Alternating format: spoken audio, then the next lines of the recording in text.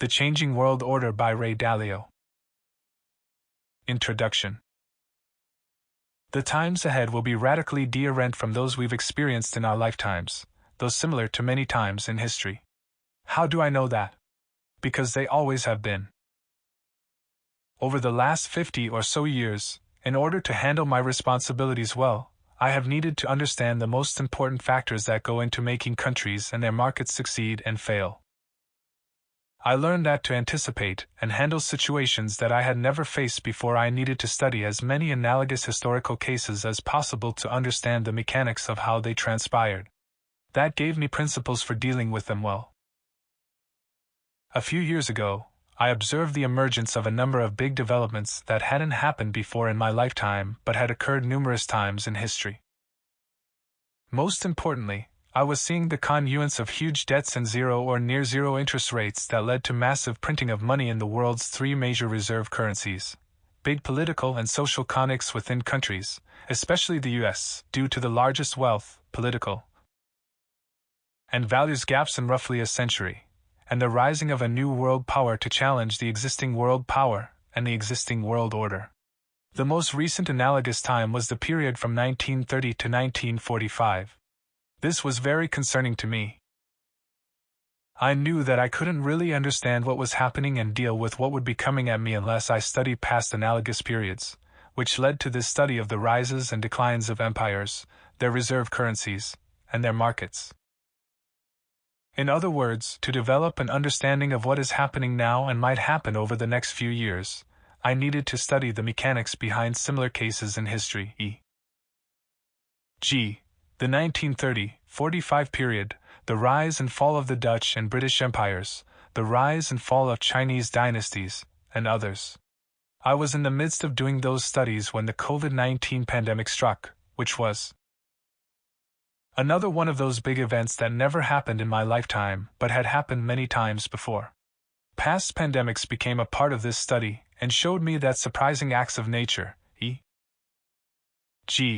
diseases, famines, and UDs need to be considered as possibilities because those surprising big acts of nature that rarely come along were by any measure even more impactful than the biggest depressions and wars.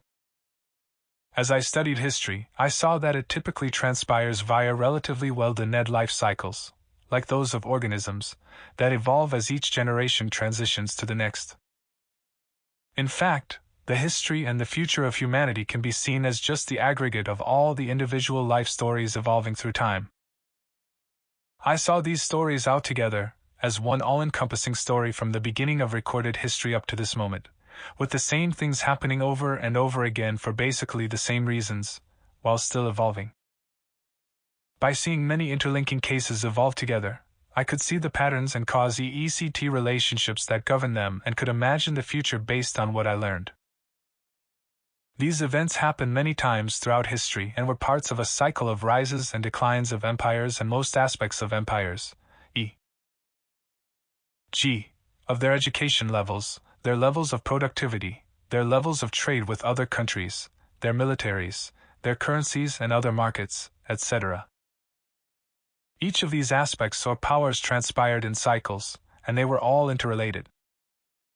For example, nations' levels of education affected their levels of productivity, which affected their levels of trade with other countries, which affected the levels of military strength required to protect trade routes, which together affected their currencies and other markets, which affected many other things. Their movements together made up the economic and political cycles that occurred over many years, e.g., a very successful empire or dynasty could have its cycle last 200 or 300 years. All the empires and dynasties I studied rose and declined in a classic big cycle that has clear markers that allow us to see where we are in it. This big cycle produces swings between 1. Peaceful and prosperous periods of great creativity and productivity that raise living standards a lot, and 2. Depression, revolution, and war periods when there is a lot of guiding over wealth and power and a lot of destruction of wealth, life, and other things we cherish. I saw that the peaceful creative periods lasted much longer than the Depression Revolution war periods, typically by a ratio of about 5-to-1, so one could say that the Depression, Revolution, War periods were transition periods between the normally peaceful creative periods.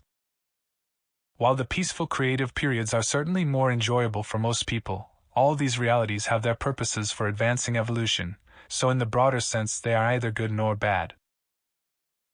The Depression, Revolution, War periods produce a lot of destruction, but like cleansing storms, they also get rid of weaknesses and excesses and produce a new beginning in the form of a return to fundamentals on a sounder footing. After the CON-ICT is resolved, it is clear who has what power, and because most people desperately want peace, there is a resolution that produces new monetary, economic, and political systems, together, a new world order, and fosters the next peaceful creative period. Within this big cycle are other cycles. For example, there are long-term debt cycles that last about 100 years and short-term debt cycles that last about 8 years. This short-term cycle also has within it longer, prosperous expansion periods that are interrupted by shorter recession periods, and within these cycles are shorter cycles, and so on. Before I get your head spinning with all the cycles too, the main thing I want to convey is that when the cycles align, the tectonic plates of history shift, and the lives of all people change in big ways. These shifts will sometimes be terrible, and sometimes terrible. They certainly will happen in the future, and most people will fail to anticipate them. In other words, swinging of conditions from one extreme to another in a cycle is the norm, not the exception. It was a very rare country in a very rare century that didn't have at least one boom, harmonious, prosperous, spiridundant depression, civil war, revolution period, so we should expect both. Yet, most people throughout history have thought that the future will look like a slightly modi-ed version of the recent past. That is because the really big boom periods and the really big bust periods, like many things, come along about once in a lifetime and so surprising unless one has studied the patterns of history over many generations. Because the swings between great and terrible times tend to be far apart. The future we encounter is likely to be very different from what most people expect. For example, my dad and most of his peers who went through the Great Depression and World War II never imagined the post-war economic boom because it was more different from than similar to what they had experienced. I understand why, given those experiences, they wouldn't think of borrowing and putting their hard-earned savings into the stock market, so it's understandable that they missed out on profiting from the boom. Similarly, I understand why, decades later, those who only experienced debt-enhanced booms and never experienced depression and war would borrow a lot in order to speculate, and would consider depression and war implausible. The same is true with money. Money used to be hard after World War II until governments made money soft to accommodate borrowing and prevent entities from going broke in the 1970s.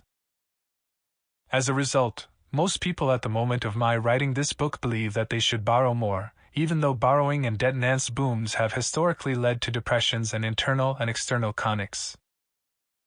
Understanding history in this way also raises questions whose answers provide us with valuable clues on what the future will be like. For example, throughout my life, the dollar has been the world's reserve currency, monetary policy has been an effective tool for stimulating economies, and democracy and capitalism have been widely regarded as the superior political and economic systems. Anyone who studies history can see that no system of government, no economic system, no currency, and no empire lasts forever, yet almost everyone is surprised and ruined when they fail. Naturally, I asked myself, how would I and the people I care about know when we are entering one of these Depression, Revolution, War periods, and how would we know how to navigate them well? Because my professional responsibility is to preserve wealth regardless of the environment, I needed to develop an understanding and strategy that would have worked throughout history, including through these sorts of devastating times.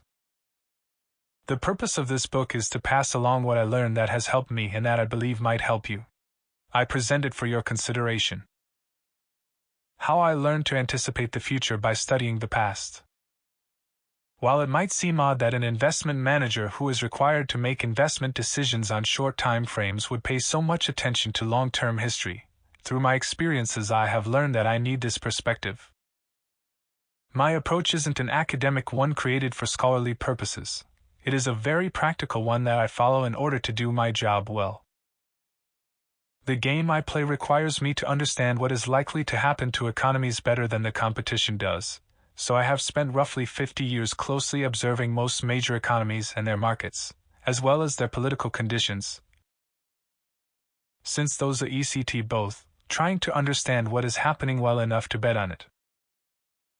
From my years of wrestling with the markets and trying to come up with principles for doing it well, I've learned that one's ability to anticipate and deal well with the future depends on one's understanding of the cause-effect relationships that make things change.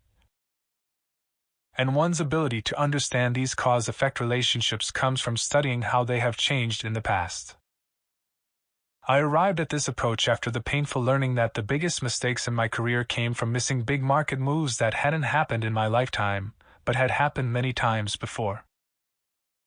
The RST of these big surprises for me came in 1971 when I was 22 years old and clerking on the UR of the New York Stock Exchange as a summer job.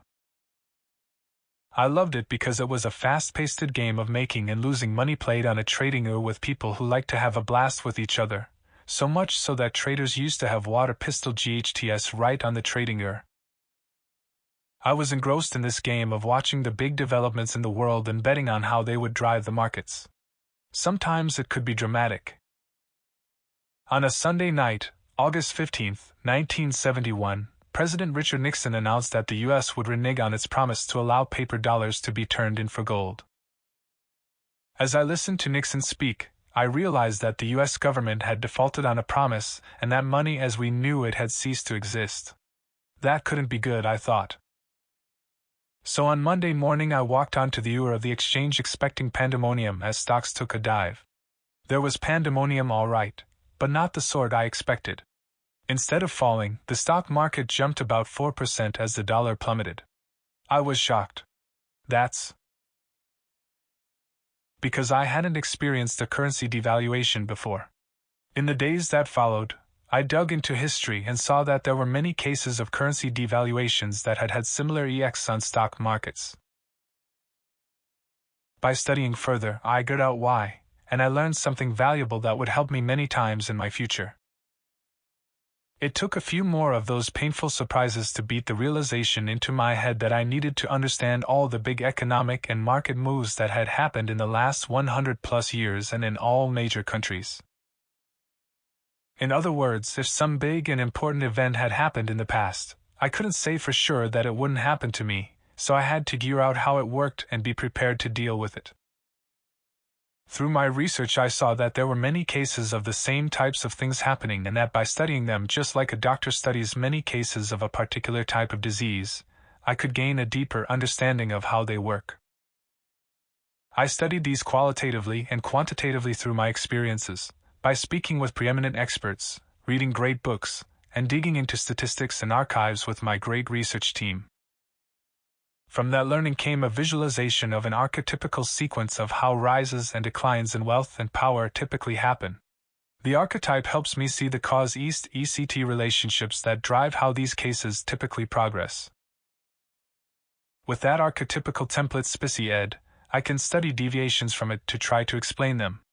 Then I put these mental models into algorithms both to monitor conditions relative to my archetypes and to help me make decisions based on them. This process helps me re-engineer my understanding of the cause-ECT relationships to the point where I can create decision-making rules, i.e., principles for dealing with my realities, in the form of if-then statements, i.e., if X happens then make Y bet. Then I watch actual events transpire relative to that template, and what we are expecting. I do these things in a very systematic way with my partners at Bridgewater Associates. If events are on track, we continue to bet on what typically comes next. If events start to deviate from our template, we try to understand why and course correct. This process has helped me both understand the big cause-ECT sequences that typically drive their progressions and gain a lot of humility. I do this continuously and will continue to do it until I die, so what you are reading is a work in progress. This approach affects how I see everything. Seeing events in this way helped shift my perspective from being caught in the blizzard of things coming at me to stepping above them to see their patterns through time. The more related things I could understand in this way, the more I could see how they influence each other. Example, how the economic cycle works with the political one, and how they interact over longer periods of time. I believe that the reason people typically miss the big moments of evolution coming at them in life is because they experience only tiny pieces of what's happening. We are like ants preoccupied with our jobs of carrying crumbs in our very brief lifetimes instead of having a broader perspective of the big picture patterns and cycles, the important interrelated things driving them, where we are within the cycles, and what's likely to transpire. From gaining this perspective, I've come to believe that throughout history there are only a limited number of personality types going down a limited number of paths, which lead them to encounter a limited number of situations to produce a limited number of stories that repeat over time. The only things that change are the clothes the characters are wearing, the languages they are speaking, and the technologies they're using. This study and how I came to do it.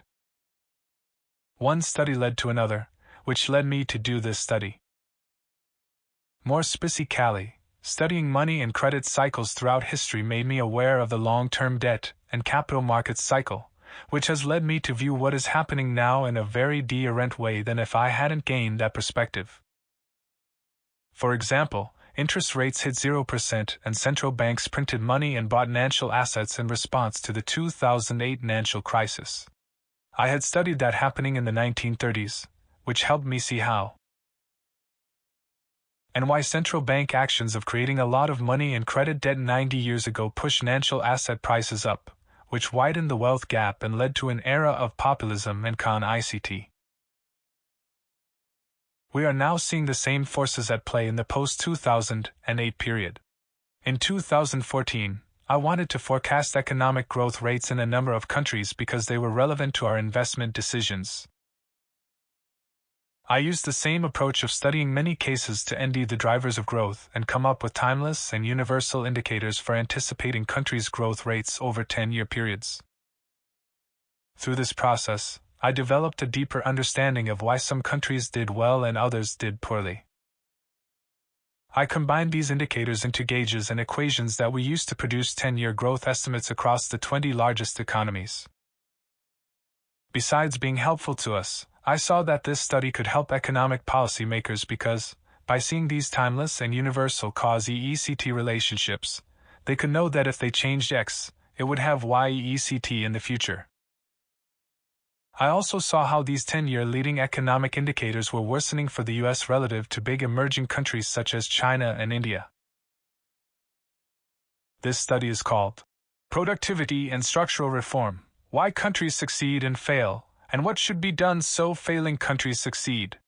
This study, and every other study mentioned here, is available for free soon after the Trump election in 2016, and with increases in populism in developed countries becoming more apparent, I began a study called Populism, the Phenomenon.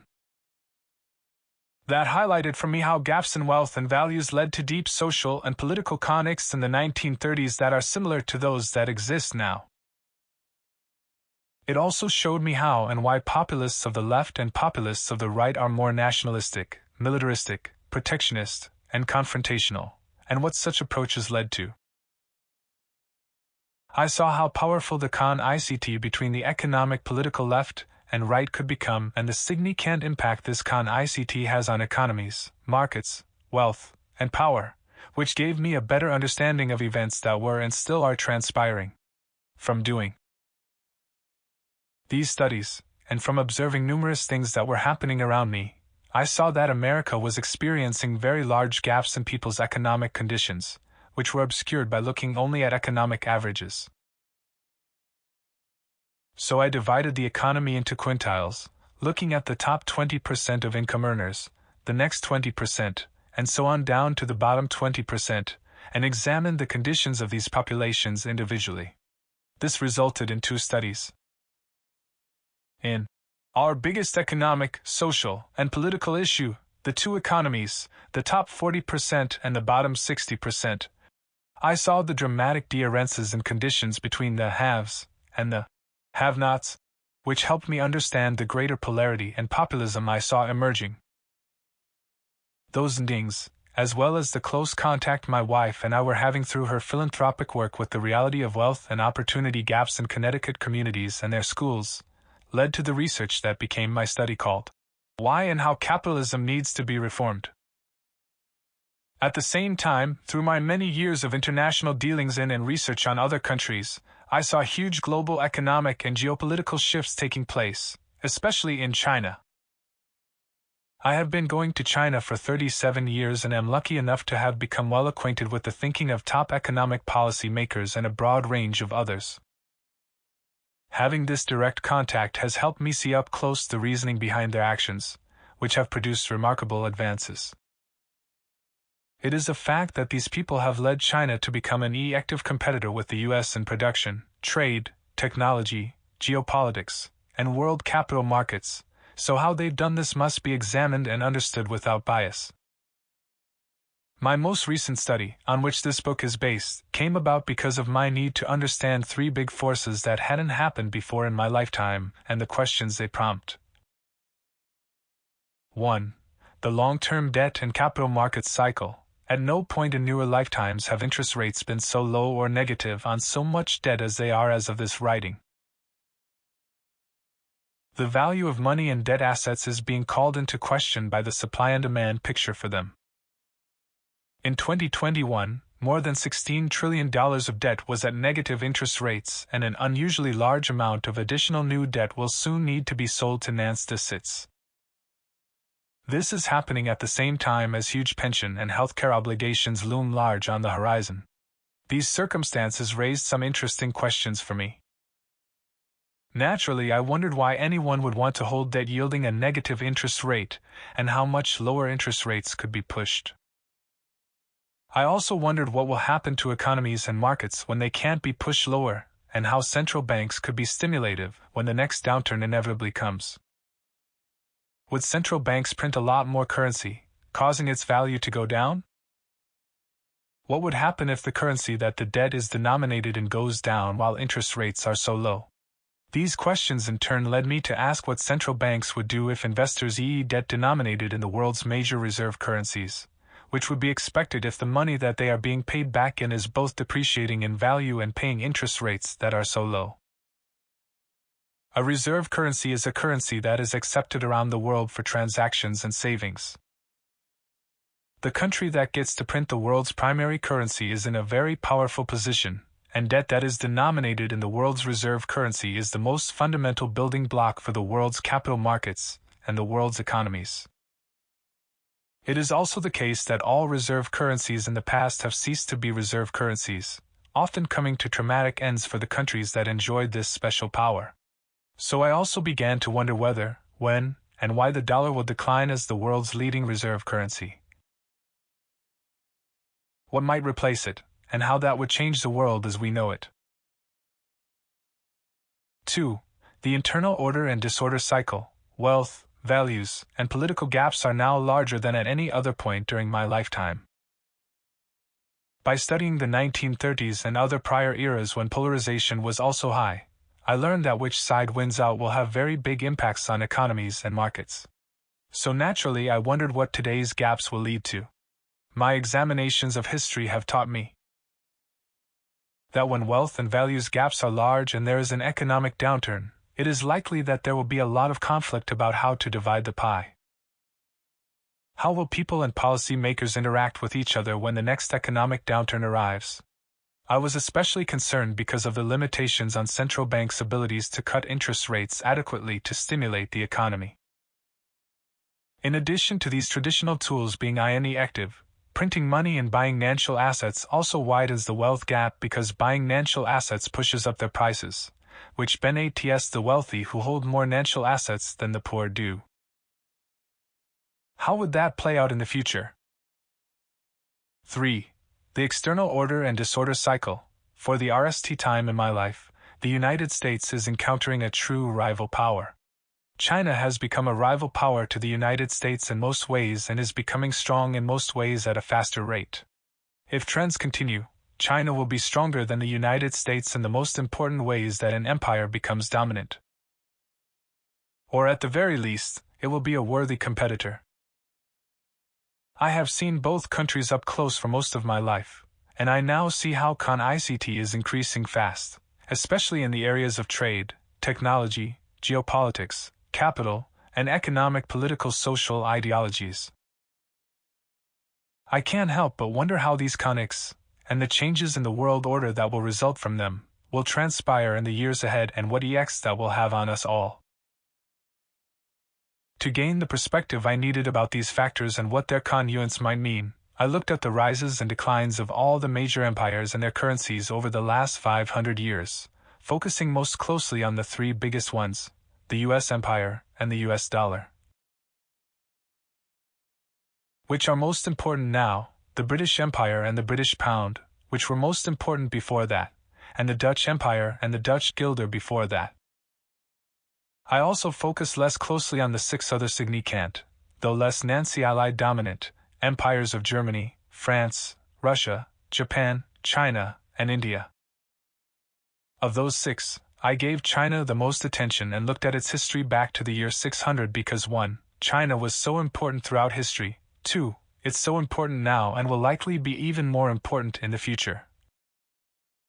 And 3. It provides many cases to look at of dynasties rising and declining, which helped me better understand the patterns and the forces behind them. In these cases, a clearer picture emerged of how other nuances, most importantly technology and acts of nature, played significant roles. From examining all these cases across empires and across time, I saw that the great empires typically lasted roughly 250 years, give or take 150 years, with big economic, debt, and political cycles within them lasting about 50 to 100 years. By studying how these rises and declines worked individually, I could see how they worked on average in an archetypical way, and then I could examine how they worked errantly and why. Doing that taught me a lot. My challenge now is trying to convey it to you. You can miss seeing these cycles if you watch events too close up or if you are looking at the averages rather than the individual cases. Almost everyone talks about what is happening now and nobody talks about these big cycles, even though they are the biggest drivers of what is happening now. When looking at the whole or at averages, you don't see the individual cases of rises and declines, which are far greater. For example, looking at a stock market average and not looking at individual companies will lead you to miss the important fact that almost all the individual cases that make up the average have periods of birth, growth, and death. If you experienced any one of these, you would have had a hell of a ride up followed by a hell of a ride down into ruin unless you diversified and rebalance your bets. Example, the way it is done by S&P. To create the index, or were able to discern the rising periods from the declining periods ahead of the crowd so as to be able to move well. By move, I don't just mean move your position in markets. In the case of rising and falling empires, I mean move in nearly everything, including where you live. This leads me to my next point. To see the big picture, you can't focus on the details. While I will attempt to paint this big, sweeping picture accurately, I can't paint it in a precise way. Also, in order for you to see it and understand it, you can't try to do so in a precise way. That is because we are looking at mega-macro cycles and evolution over very long time frames. To see them, you will have to let go of the details. Of course, when the details are important, which they often are, we will need to go from the very big imprecise picture to a more detailed one. Looking at what happened in the past from this mega-macro perspective will radically alter how you see things. For example, because the span of time covered is so large, many of the most fundamental things that we take for granted and many of the terms we use to describe them do not exist over the full period of time. As a result, I will be imprecise in my wording so that I can convey the big picture without getting tripped up on what might seem to be big things but, in the scope of what we are looking at, are relative details. For example, I wrestled with how much I should worry about the differences between countries, kingdoms, nations, states, tribes, empires, and dynasties. Nowadays we think mostly in terms of countries. However, countries as we know them didn't come into existence until the 17th century, after the 30 Years' War in Europe. In other words, before then there were no countries, generally speaking, though not always, there were states and kingdoms instead. In some places, kingdoms still exist and can be confused with being countries, and in some places they are both. Generally speaking, though not always, kingdoms are small, countries are bigger, and empires are biggest. The relationships between them are often not all that clear. The British Empire was mostly a kingdom that gradually evolved into a country, and then into an empire that extended way beyond England's borders, so that its leaders controlled broad areas and many non-English peoples. It's also the case that each of these types of singularly controlled entities, states, countries, kingdoms, tribes, empires, etc., controls its population in different ways, which further confuses things for those who seek precision. For example, in some cases empires are areas that are occupied by a dominant power, while in other cases empires are areas influenced by a dominant power through threats and rewards. The British Empire generally occupied the countries in its empire, while the American Empire has controlled more via rewards and threats, though that is not entirely true, as at the time of this writing the US has military bases in at least 70 countries. Though it is clear that there is an American Empire, it is less clear exactly what is in it. Anyway, you get my point, that trying to be precise can stand in the way of conveying the biggest, most important things. So you are going to have to bear with my sweeping imprecisions. You will also understand why I will henceforth imprecisely call these entities countries, even though not all of them were countries, technically speaking. Along these lines, some will argue that my comparing different countries with different systems in different times is impossible. While I can understand that perspective, I want to assure you that I will seek to explain whatever major differences exist, and that the timeless and universal similarities are much greater than the differences. It would be tragic to let the differences stand in the way of seeing the similarities that provide us with the lessons of history we need. Remember that what I don't know is much greater than what I know. In asking these questions from the outset, I felt like an ant trying to understand the universe. I had many more questions than answers, and I knew that I was delving into numerous areas that others have devoted their lives to studying. One of the benefits of my circumstances is that I can speak with the world's best scholars who have studied history in depth, as well as with the people who are in, or have been in, the positions of making history. This allowed me to triangulate with the best of them. While each had in-depth perspectives on some pieces of the puzzle, none had the holistic understanding that I needed to adequately answer all my questions. But by speaking with all of them and triangulating what I learned with the research I did myself, the pieces started to fall into place. The people and tools at Bridgewater were also invaluable to this research. Because the world is a complicated place, playing the highly competitive game of making sense of the past, processing what's going on in the present, and using that information to bet on the future requires hundreds of people and great computer power. For example, we actively consume about 100 million data series that are run through our logic frameworks that systematically convert this information into trades in every market we can trade within every major country in the world. I believe that our ability to see and process information about all major countries and all major markets is unparalleled. It was through this machine that I could see and attempt to understand how the world I'm living in works, and I relied on it in doing this study. Still, I can't be sure that I'm right about anything. While I have learned an enormous amount that I will put to good use, I know that what I know is still only a tiny portion of what I need to know to be confident in my outlook for the future. I also know from experience that if I wait to learn enough to be satisfied with what I know before acting or sharing, I'd never be able to use or convey what I have learned. So please understand that while this study will provide you with my very top-down, big-picture perspective on what I've learned and my very low-condense outlook for the future, you should approach my conclusions as theories rather than facts. Keep in mind that even with all of this, I have been wrong more times than I can remember, which is why I value diversity of my bets above all else. So please realize that I'm just doing the best I can to openly convey my thinking to you. You might be wondering why I wrote this book. In the past, I would have been silent about what I've learned. However, I am now in the phase of my life that silently achieving more isn't as important to me as passing along what I have learned in the hope that it can be of use to others. My main objectives are to convey to you my model for how the world works, to share with you a single digestible story of the last 500 years that shows how and why history rhymes with what is happening today, and to help you and others make better decisions so we all might have a better future. How this study is organized. As with all my studies, I will attempt to convey what I learned in both shorter, simpler ways, longer, more comprehensive ways, and even more comprehensive ways for those who want additional charts and historical examples, available along with everything else not printed in the book in order to make the most important concepts easy to understand. This book is written in the vernacular, favoring clarity over precision. As a result, some of my wording will be by and large accurate but not always precisely so.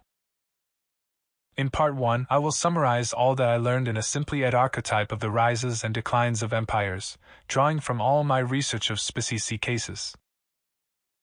I will distill mindings into an index of the total power of empires, which provides an overview of the ebbs and outs of different powers and which is constituted from 8 indices of different types of power. I will then go into more detail on a list of 18 determinants that I believe to be the key forces behind the rises and falls of empires, and then I will cover in more detail the 3 big cycles mentioned previously. In Part 2, I will show the individual cases in greater depth, walking through the story of the major reserve currency empires over the last 500 years, including a chapter focused on the present-day conflicts between the US and China. Finally, in the concluding Part 3, I will discuss what all of this means for the future. To be clear, while I am describing these cycles of the past, I'm not one of those people who believes that what happened in the past will necessarily continue into the future without understanding the cause-effect mechanics that drive changes. My objective above all else is to have you join with me in looking at the cause-effect relationships and then to use that understanding to explore what might be coming at us and agree on principles to handle it in the best possible way. For example, I have followed this approach for debt cycles because I've had to navigate many of them over the last 50 years, and they are the most important force driving big shifts in economies and markets. If you are interested in my template for understanding big debt crises and seeing all the cases that make it up, you can get principles for navigating big debt crises in free digital form at economicprinciples.org or in print form for sale in bookstores or online. I've studied many big, important things by following this approach, usually because I was compelled to understand unusual things that appeared to be germinating around me. It was that perspective that allowed Bridgewater to navigate the 2008 financial crisis well when others struggled. I approached just about everything this way. For example, in building and running my business, I had to understand the realities of how people think and learn principles for dealing with these realities well, which I did using this same approach. If you are interested in what I learned about such non-economic and non-market things, I conveyed it in my book Principles, Life and Work, which is free in an iOS Android app called Principles in Action or is for sale in the usual bookstores. In my book Principles, Life and Work, I share my perspective on these different ways of thinking. I won't describe them here but will direct you there should you be interested. Part 1. How the World Works. Chapter 1. The Big Cycle in a Tiny Nutshell. As explained in the introduction, the world order is now rapidly shifting in important ways that have never happened in our lifetimes, but have happened many times before. My objective is to show you those cases and the mechanics that drove them and, with that perspective, attempt to imagine the future. What follows here is an ultra-distilled description of the dynamics that I saw in studying the rises and declines of the last 3 reserve currency empires and the 6 other significant empires over the last 500 years, as well as all of the major Chinese dynasties back to the Tang dynasty in around the year 600.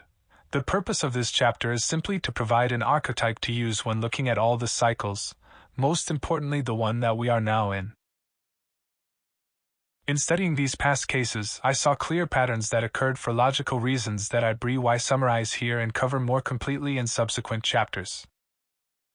While the focus of this chapter and this book are on those forces that acted the big cyclical swings in wealth and power, I also saw ripply ECT patterns in all dimensions of life, including culture and the arts, social mores, and more, which I will touch on later. Between this simple archetype and the cases shown in Part 2, we will see how the individual cases tee the archetype and how well the archetype describes the individual cases. Doing this, I hope, will help us better understand what is happening now. I'm on a mission to gear out how the world works and to gain timeless and universal principles for dealing with it well. It's both a passion and a necessity for me. While the curiosities and concerns that I described earlier pulled me into doing this study, the process of conducting it gave me a much greater understanding of the really big picture on how the world works than I expected to get, and I want to share it with you. It made much clearer to me how peoples and countries succeed and fail over long swaths of time. It revealed giant cycles behind these ups and downs that I never knew existed, and most importantly, it helped me put into perspective where we now are. For example, through my research, I learned that the biggest thing affecting most people in most countries through time is the struggle to make, take, and distribute wealth and power, though they also have struggled over other things too, most importantly ideology and religion. These struggles happened in timeless and universal ways and had huge implications for all aspects of people's lives, unfolding in cycles like the tide coming in and out. I also saw how, throughout time and in all countries, the people who have the wealth are the people who own the means of wealth production. In order to maintain or increase their wealth, they work with the people who have the political power, who are in a symbiotic relationship with them, to set and enforce the rules. I saw how this happened similarly across countries and across time. While the exact form of it has evolved and will continue to evolve, the most important dynamics have remained pretty much the same. The classes of those who were wealthy and powerful evolved over time, e.g., from monarchs and nobles who were landowners when agricultural land was the most important source of wealth, to capitalists and elected or autocratic political OCIALs now that capitalism produces capital assets and that wealth and political power are generally not passed along in families, but they still cooperated and competed in basically the same ways. I saw how, over time, this dynamic leads to a very small percentage of the population gaining and controlling exceptionally large percentages of the total wealth and power, then becoming overextended, and then encountering bad times, which hurt those least wealthy and least powerful the hardest. Which then leads to conflicts that produce revolutions and/or civil wars. When these conflicts are over, a new world order is created, and the cycle begins again. In this chapter, I will share more of this big picture synthesis and some of the details that go along with it. While what you're reading here are my own views, you should know that the ideas I express in this book have been well triangulated with other experts. About 2 years ago, when I felt that I needed to answer the questions I described in the introduction, I decided to immerse myself in studying with my research team, digging through archives. Speaking with the world's best scholars and practitioners who each had in-depth understandings of bits and pieces of the puzzle, reading relevant great books by insightful authors, and reacting on the prior research I've done and the experiences that I've had from investing globally for nearly 50 years. Because I view this as an audacious, humbling, necessary, and fascinating undertaking, I am worried about missing important things and being wrong, so my process is iterative. I do my research, write it up, show it to the world's best scholars and practitioners to stress test it, explore potential improvements, write it up again, stress test it again, and so on, until I get to the point of diminishing returns. This study is the product of that exercise. While I can't be sure that I have the formula for what makes the world's greatest empires and their markets rise and fall exactly right, I'm pretty confident that I got it by and large right. I also know that what I learned is essential for my putting what is happening now into perspective and for imagining how to deal with important events that have never happened in my lifetime but have happened repeatedly throughout history. Understanding the big cycle. For reasons that are explained in this book, I believe that we are now seeing an archetypical big shift in relative wealth and power, and the world order that will affect everyone in all countries in profound ways. This big wealth and power shift is not obvious because most people don't have the patterns of history in their minds to see this one as another one of those.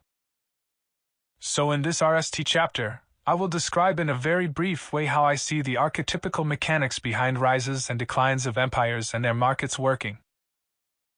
I have identified 18 important determinants that have explained almost all of the basic ebbs and flows through time that have caused ups and downs in empires. We will look at them in a moment.